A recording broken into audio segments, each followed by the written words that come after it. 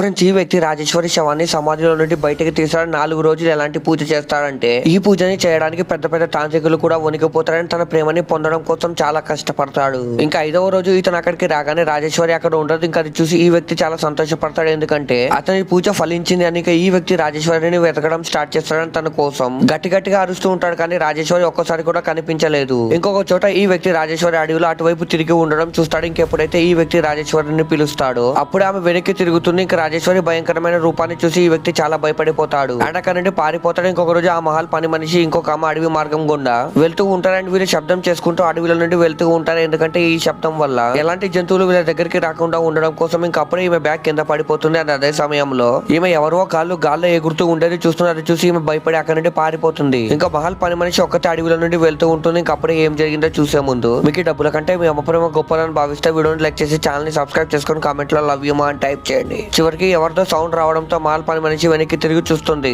తర్వాత ఏం జరగబోతుందో తెలుసుకోవాలంటే పార్ట్ 3 అని కామెంట్ చేయండి.